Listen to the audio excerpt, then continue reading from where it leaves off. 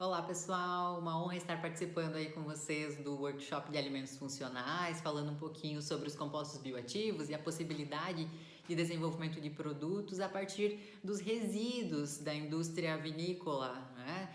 Se vocês observarem aí algumas características do nosso mercado vinícola, nós temos uma produção anual aí no mundo que gira em torno de 75 milhões de toneladas, né, quando se trata de uvas. A produção no Brasil, ela varia aí a partir de 1,3 milhões, já chegou a alcançar mais de 3 milhões de toneladas. E aí nós temos uma fração representativa dessa produção que tem aí um montante de cerca de 11,3 milhões de toneladas por ano, que se refere ao bagaço, tá? Que seria então a fração representada pelas cascas e as sementes, que tem aí, né, um percentual de 15% quando se trata aí da baga de uva. E esse material tem tido um interesse aí muito crescente pela indústria, pelas diversas aplicações aí que a gente vai conversar ao longo da nossa palestra de hoje, tá? Aí eu consigo projetar para vocês os principais países produtores aí de vinho no mundo atualmente. Notem aí, né, os clássicos, né? Então, Itália, a França, a Espanha, certo? Mas temos aí uma produção crescente ocorrendo na Austrália, na África do Sul, os nossos vizinhos aí argentinos, chilenos, e há uma projeção aí de que nos próximos 5 anos a China se torne um dos maiores produtores aí de vinhos finos, tá, do mundo também. Se vocês observarem os perfis de consumidores, muitos desses países se repetem, né? Onde a gente tem aí uma proporção maior de consumo das castas tintas, seguidas pelas brancas, né? Os espumantes também, e por fim os rosés, tá? Ele, nosso querido Brasil, não aparece aí, né, nessas imagens com destaque, né, nas imagens anteriores. No entanto, se vocês observarem essa imagem, a gente tem algumas indicações geográficas aí de associações de produtores de vinho no Brasil, tá? Principalmente, né, o pioneiro Rio Grande do Sul se destacou pelo clima, né, pelo solo muito favorável aí ao desenvolvimento de videiras, né? Então foram trazidas aí muitas cultivares, principalmente europeias, né, as vites viníferas. Depois Santa Catarina, que agora tem se consagrado muito aí pelo vinhedo, né, as culturas de altitude, certo? E temos outra região aí que tem se destacado, que é o Vale do São Francisco, tanto com cultivares, né, de uva para vinhos de mesa, quanto também para sucos, certo? Então temos aí no Brasil uma perspectiva econômica muito forte quando se trata aí da produção vinícola, tá? Aqui, para vocês só compreenderem alguns conceitos, nós temos aí as uvas fazendo parte do gênero Vitis, né? Que é composto aí por mais de 60 espécies, né? Então lá da família das Vitáceas. E aí quando a gente fala nessas espécies, a gente vai ter, né, as principais aí, né, algumas que se destacam: Vitis vinifera, Vitis silvestris, labrusca, burkina, rotundifolha, e elas são identificadas aí em regiões, em continentes específicos do mundo, tá? O nosso destaque em produção mundial vai para as espécies aí das vites viníferas, certo? São utilizadas aí principalmente para a produção de vinhos finos, então são aquelas castas mais conhecidas, principalmente as europeias, né, que acabaram se disseminando para o mundo todo aí: Cabernet Sauvignon, Merlot, Malbec, Cabernet não.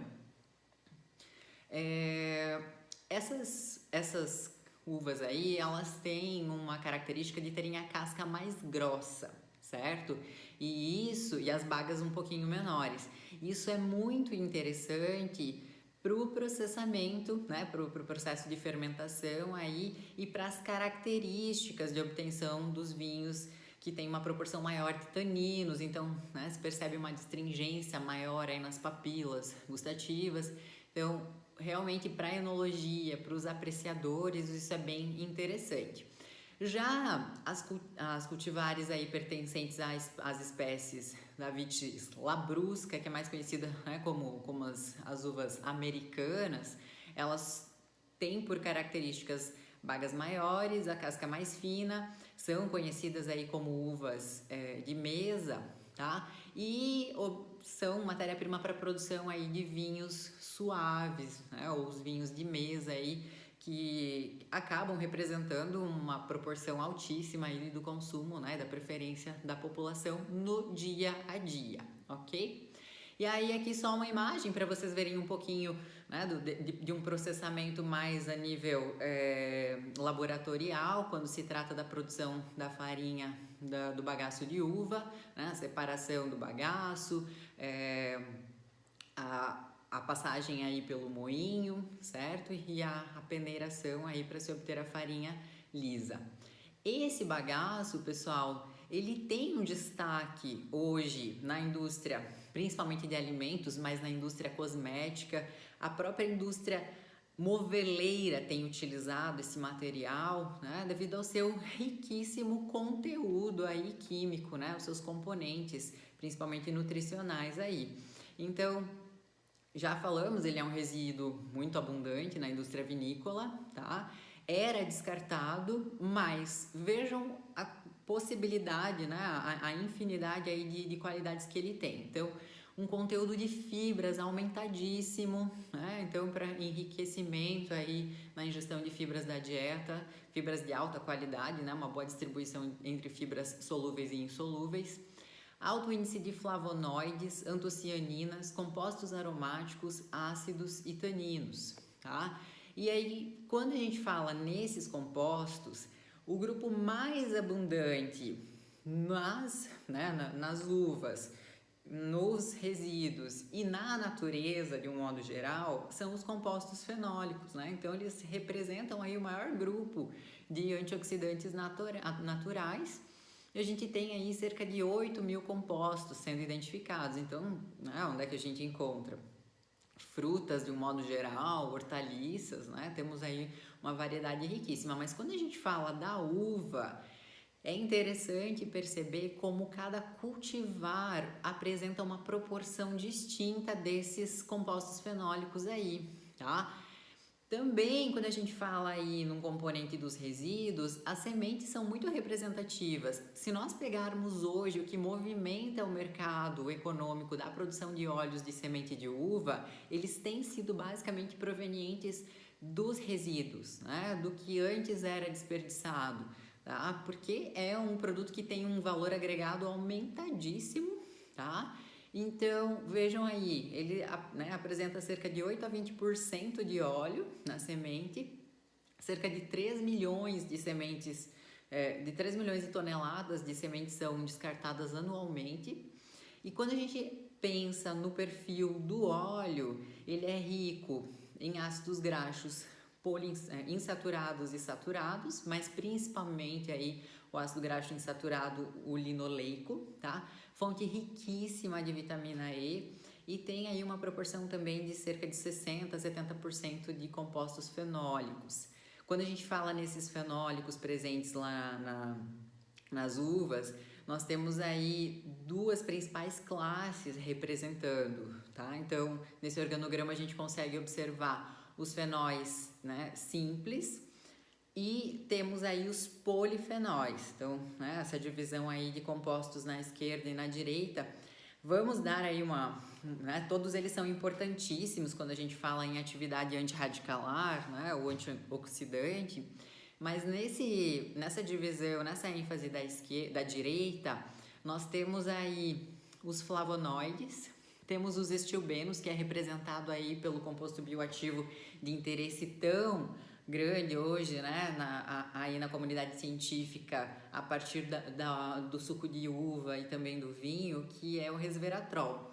É interessante citar, pessoal, né, falando em compostos bioativos aí, que muitas pesquisas, inclusive eu trabalhei com isso, né, com esses materiais, tanto de bagaço quanto de óleo no meu doutorado, E isso vai de encontro com alguns resultados de outros grupos de pesquisa, que o resveratrol, ele não persiste aí quando a gente faz uma análise detalhada por meio de cromatografia, tá?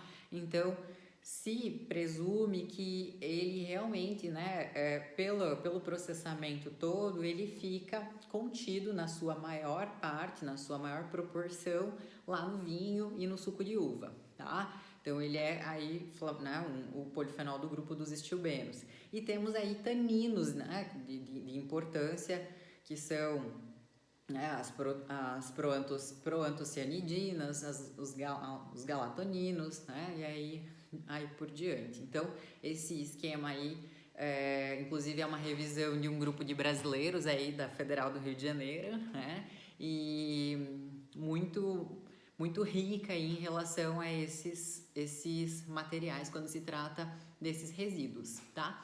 Ainda no sentido de mostrar um pouquinho para vocês os compostos bioativos que esses materiais apresentam, né? Esse valor nutricional aí altíssimo. Aqui a gente tem uma publicação do nosso grupo aqui da Universidade Estadual do Centro-Oeste, né? Aqui em Guarapuava. E aqui a gente teve por objetivo trabalhar com amostras de vinícolas menores, tentando dar um retorno aí para os pequenos produtores, certo? Trabalhamos com vinícolas aqui do Paraná e algumas aí de Santa Catarina, né? Esses vinhos de altitude. Comparamos o processamento que seria viável lá na estufa, né? Se o produtor, né, ou a esposa fossem trabalhar com essas amostras fazendo a desidratação num forno ou numa estufa, tá? Com temperatura aí cerca de 45 graus, e comparamos com os métodos o método de liofilização, né? O método aí mais avançado, né? Liofilização a vácuo que a gente tem hoje, tá? Foram investigados nessas farinhas, foram várias cultivares, né? Que foram trabalhadas, e foram investigados compostos fenólicos e também atividade antirradicalar, tá? Quando se trata aí de compostos fenólicos, vocês conseguem observar nessa projeção que tivemos ênfase aí para epicatequina, catequina, ácido vanílico, a quercetina, o ácido cafeico, o ácido gálico, ferrúlico e a rutina, tá? Quando nós olhamos os cromatogramas aí de cromatografia líquida, esse é o esboço aqui da Merlot, tá? Então, embaixo a gente tem o que seria o que foi encontrado de fato aí na nossa amostra, e em cima nós teríamos os padrões desejados, tá? Os padrões de referência aí. Notem que a gente tem um pico altíssimo do fenólico aí rutina, certo? Então, aqui só para resgatar aí para vocês, quando a gente fala de análise de compostos bioativos comparando bagaço, né, ou a farinha da casca com o óleo, para a investigação desses compostos na farinha, a gente usa cromatografia líquida, né? Então, vocês vão lembrar aí que nós temos uma separação das espécies iônicas, né, ou as macromoléculas aí, os compostos termoláveis, ocorrendo numa fase líquida, tá? Enquanto que para trabalhar com óleos, a gente usa a cromatografia gasosa, tá? E essa fase em movimento aí, né, a fase móvel do processo, ele é um gás transportador. Normalmente é um gás inerte aí como o hélio, né, ou um gás não reativo como o nitrogênio, tá? Então, esqueminha aí só para vocês resgatarem essa informação. Aqui, pessoal, diante, né, da afirmação de que nós temos muitos compostos bioativos nesses materiais que eram descartados e hoje têm inúmeros destinos, são alvos de pesquisa também os benefícios que esses bioativos, não isolados, mas provenientes dos resíduos mesmo, têm apresentado na saúde humana, né, enquanto considerados aí mesmo, né, alimentos funcionais. Então, esses dois estudos, o de cima, ele trabalhou aí com a avaliação da farinha de uva, né, a a extração aí dos compostos bioativos antioxidantes na proliferação de células carcinogênicas no cólon, né, em humanos, e eles identificaram um efeito antiproliferativo muito importante, tá? Quando fizeram essa extração aí dos bioativos de bagaço de uva, tá? E o artigo de baixo, ele fala dos efeitos antioxidantes dos óleos de sementes de uva, por extratos aí, né, dos flavonoides aí da procianidina.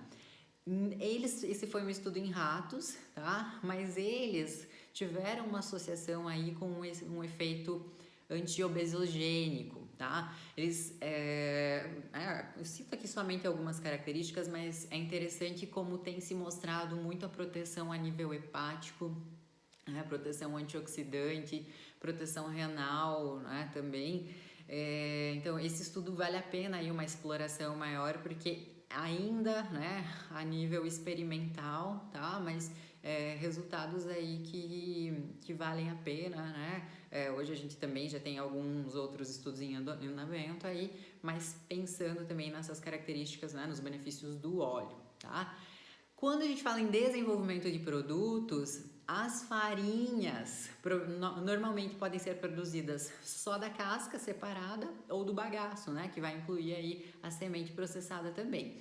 As preparações são diversas, a gente pode pensar tanto a nível artesanal quanto talvez uma escala mais comercial, tá? Mas desde doces cremosos, cookies, pães, barras de cereais, bolos, sorvetes, sucos, né, ou refrescos reconstituídos, aí são inúmeras as possibilidades que o pessoal tem desenvolvido. Eu trouxe aqui para vocês alguns alimentos que a gente desenvolveu aqui com os nossos alunos de graduação, tá? O primeiro deles foi um sorvete à base de farinha de bagaço de uva, tá? E foram testadas aí a adição da farinha de bagaço em substituição total a corantes e essências aí, visando então avaliar a aceitabilidade, tá? Concentrações que foram utilizadas foi 15, 20 e 25% das farinhas de bagaço de uva. O que foi mostrado aí, pessoal, é que a aceitabilidade dessas farinhas, ela ainda, né, os índices de aceitabilidade ainda ficaram um pouco abaixo aí do que se esperava, tá? A análise estatística mostrou que isso provavelmente tenha uma associação aí com os altos índices de taninos nessas amostras, tá? Então, outra situação que é interessante seria se nós, de repente, testássemos esses produtos com avaliadores treinados, que já são habitualmente acostumados aí com a ingestão de vinho, tá? Nós, na verdade, testamos com universitários, né? Com a população, né? Com uma amostra aqui da universidade mesmo. Então, isso poderia fazer uma diferença e poderia ser um produto interessante aí quando se destinaria, né, a esse público, tá? Outra coisa interessante a ser citada aí, que vocês vão ver, né, que tem um destaque nesse próximo material aí, que também foi desenvolvido aqui pelo nosso grupo aqui da universidade, que foi desenvolvido um muffin adicionado de farinha de casca de uva. E a gente, assim como no estudo anterior, né, essas farinhas elas passaram por análise microbiológica, tá?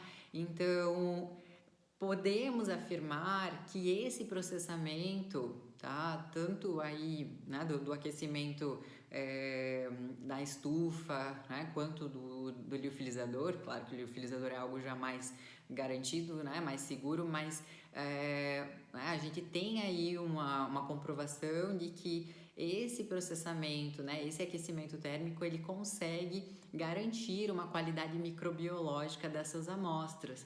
Então, realmente aí viabilizando, né, o desenvolvimento desses produtos. Então, aqui, né, fizemos muffins aí, também algumas concentrações, tá? Aqui foram 50 provadores e a gente teve aí uma maior aceitabilidade nas amostras F2 e F4, tá? Então, e também a 25% da cultivar Bordeaux. Então, para ambas as duas cultivares, né, a proporção de 25% aí da farinha de casca foi mais bem aceita, tá?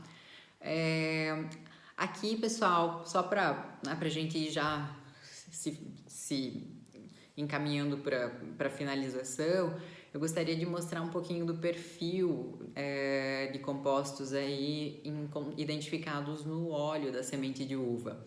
Então, o óleo de semente de uva, hoje os estudos não têm mostrado tanto desenvolvimento de produto, né? Quando a gente fala de bagaço, a gente tem inúmeras possibilidades. Eu mostrei algumas, mas a gente tem visto o pessoal desenvolvendo iogurte, tem muita coisa aí no mercado, né? Tem sido utilizado só como antioxidante mesmo para produtos específicos.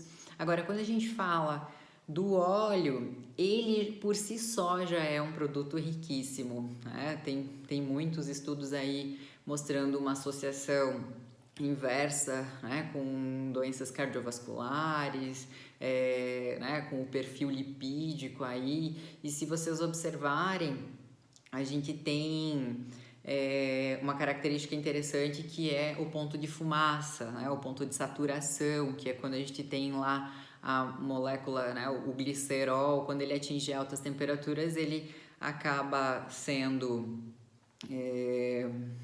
a gente tem uma alteração, né, nessa molécula aí, e ela libera um composto que pode ser tóxico para o organismo, chamado acroleína, né? E quando ingerido em grandes quantidades, pode até vir a ser cancerígeno aí para o organismo.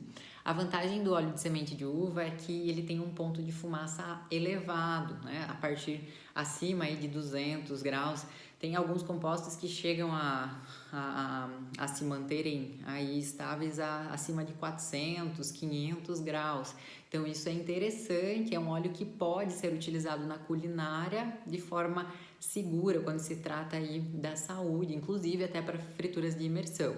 Tá? Normalmente a obtenção desses óleos ela acontece por prensagem, né, o que a gente chama de extração mecânica, que é o método mais apropriado para a gente conservar mais compostos, né, nutricionais. No entanto, a proporção aí,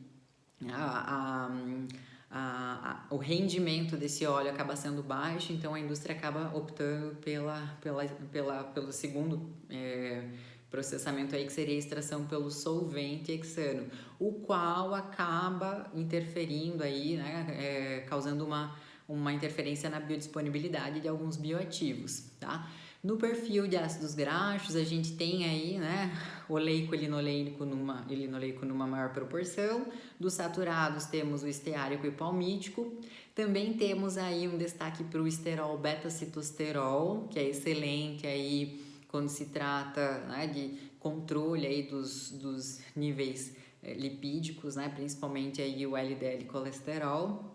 E o tocoferol aí em maior proporção é o alfa-tocoferol. Então, a vitamina E, né, demonstrando aí uma proporção altíssima, né, como antioxidante, tá? Aqui também eu mostro uma projeção do que nós identificamos nos nossos óleos com essas cultivares aqui demonstradas na tela, né, tanto vitis labrusca quanto vitis vinífera, para vocês verem que vai muito de encontro aí com a literatura, o que a gente observou. Aqui também os conteúdos de vitamina E, principalmente, né, altíssimos aí, ficando em torno acima de 10 microgramas por grama de óleo, principalmente nas cultivares Merlot e Malbec, tá? E diante de tudo isso, pessoal, eu devo dizer para vocês que a gente pode concluir sim que todas essas propriedades, né, toda essa proporção aí de nutrientes, de compostos bioativos, que assegura uma capacidade antioxidante, antirradicalar, né, que tem tantos benefícios, a gente, né, afirma então que esse enriquecimento nutricional, né,